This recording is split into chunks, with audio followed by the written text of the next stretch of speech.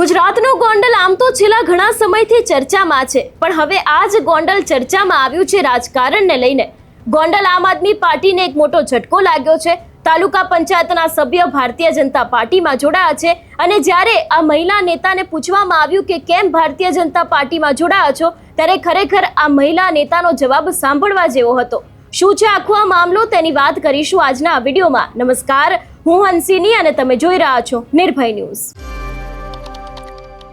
માત્ર 50,000 ભરી અને ડ્રોન વસાવો, ડ્રોન વ્યવસાયની અંદર કમાવો 7 થી 8 લાખ રૂપિયા પ્રતિ વર્ષ। ગુજરાતના ખેડૂતોની પહેલી પસંદ, તો આજે જ સંપર્ક કરો।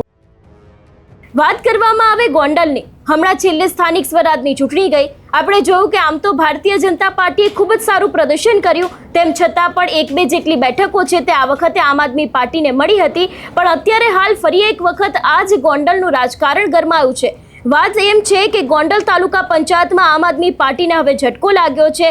વાસાવડ તાલુકા પંચાયતના આમ આદમી પાર્ટીના સભ્ય કાજલબેન વિશાલભાઈ મોડિયા ભાજપમાં જોડાયા છે। વિકાસના હેતુસર ભાજપનો ખેસ ધારણ કર્યું હોવાનું નિવેદન આપવામાં આવ્યું છે। વિસ્તારના વિકાસ કાર્યોને વધુ ગતિ આપવા માટે ભારતીય જનતા પાર્ટીમાં જોડાવાનો નિર્ણય લીધો છે અને અગાઉ સ્થાનિક પ્રશ્નોને લઈને આમ આદમી પાર્ટીમાંથી તાલુકા પંચાયતની ચૂંટણી લડ્યા હતા એવી વાત આ મહિલા નેતા દ્વારા કરવામાં આવી છે। એટલે એક તરફ ક્યાંક અત્યારે હાલ ગોંડલની અંદર જિગીશા પટેલ હોય કે બીજા નેતાઓ છે, એ લોકો આમ આદમી પાર્ટીને જોડવાનું કામ કરી રહ્યા છે, પણ હવે આ જ ગોંડલની અંદર ક્યાંક આજે ફરી એક વખત આમ આદમી પાર્ટીને ઝટકો લાગ્યો છે, કારણ કે તાલુકા પંચાયતના જે મહિલા સભ્ય હતા તે હવે ભારતીય જનતા પાર્ટીમાં જોડાયા છે અને તેમના દ્વારા જે આખી વાત કરવામાં આવી છે અને પત્રકાર દ્વારા જે સમયે તેઓ ભારતીય જનતા પાર્ટીમાં કેમ જોડાય છે તે પ્રશ્ન પૂછવામાં આવ્યો હતો, ત્યારે આ જ મહિલા નેતાએ ગોળ જવાબ આપ્યો હતો। પહેલા કંઈક બોલવામાં આવ્યું હતું, પછી કંઈક બોલવામાં આવ્યું હતું ને એને જ કારણે અત્યારે હાલ સોશિયલ મીડિયામાં પણ તે છેલ્લા ઘણા સમયથી સતત ચર્ચામાં પણ રહ્યા છે। સૌથી પહેલા તો નજર કરીએ તે દ્રશ્યો ઉપર કે તે ભારતીય જનતા પાર્ટીમાં જોડાયા અને એ બાદ જ્યારે પત્રકાર મિત્રો દ્વારા તેમને સવાલ પૂછવામાં આવ્યો છે ત્યારે તેમને શું કહ્યું છે। ઓકે, આપનું નામ? વિશાલ મોડિયા। આજે ભાજપમાં જોડાવા છો, શું કહેશો? બસ ગામના વિકાસ માટે પહેલેથી અમે ભાજપમાં હતા અને આજે પણ છીએ। થોડોક અમારા ગામના ઇસ્યુના કારણે અમે આમ આદમી પાર્ટીમાંથી લડ્યા હતા, આજે ફરીથી ભાજપમાં જોડાઈએ છીએ। ભાજપમાં જોડાના છો, કંઈ એવી ઓફર આવી હતી કે કંઈ એવું કીધું હતું તે બદલે જોડાના છો કે કોઈ જાતની ઓફર નહીં, પ્રેમથી અમે અમારી સ્વેચ્છાએ આવ્યા છીએ। કોઈ રાજકીય પ્રેશર આવ્યું છે કે નહીં, કોઈ જાતનું નહીં। આમ આદમીમાંથી ચૂંટણી લડ્યા હતા, એનું કારણ શું? અમારા ગામનો થોડીક સમસ્યા હતી તે માટે અમે લડ્યા હતા। તો ભાજપમાં જોડાવાથી એ સમસ્યા દૂર થશે? હા। ક્યાંથી ચૂંટણી લડ્યા હતા અને કેમ, કઈ પાર્ટીમાંથી લડ્યા હતા? આમ આદમીમાંથી અમે ચૂંટાણા હતા। કઈ સીટ ઉપરથી ચૂંટાણા? વાસાવડ તાલુકા પંચાયત, જિલ્લા પંચાયત? તાલુકા પંચાયત। આજે તમે ભાજપમાં જોડાયા છો, શું કહેશો? ગામના વિકાસ માટેથી અમે જોડાયા છીએ। તો પછી આમ આદમી પાર્ટીમાંથી લડવાનું કારણ શું હતું?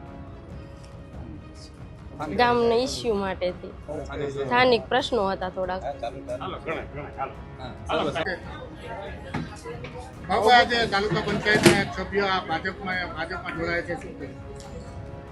ગત તાલુકા પંચાયતની ચૂંટણી વખતે સંજોગોવશ કોઈને કોઈ નાની મોટી ત્રુટીઓ અને ટિકિટ આપવામાં કાંઈ નાની મોટી અમારી મિસ્ટેક થઈ હોય, એ અંતર્ગત અમારે એક વાસાવડની સીટ જે ગુમાવવાની થઈ હતી, એવી 4 સીટ ગઈ હતી, પણ એ પૈકી વાસાવડની જે ગુમાવી હતી એમાં જે વિશાલભાઈ મોડિયાના ધર્મપત્ની એવા કાજલબેન લડ્યા હતા અને એ પાદરી સરસાઈથી જીત્યા હતા, પરંતુ એ આખિરકાર કાર્યકર્તા અમારો હતો। જે તે વખતે સ્થાનિક મુદ્દાઓને ધ્યાનમાં લઈ અને આમ આદમીની વાર્તામાં આવી અને પ્રેરાઈને એણે ચૂંટણી લડ્યા અને અમારી કંઈક પણ ત્રુટીઓ રહી ગઈ હોય, અમારી પણ કંઈક ભૂલો હોય, એના અનુસંધાને એવો જીત મેળવી હતી।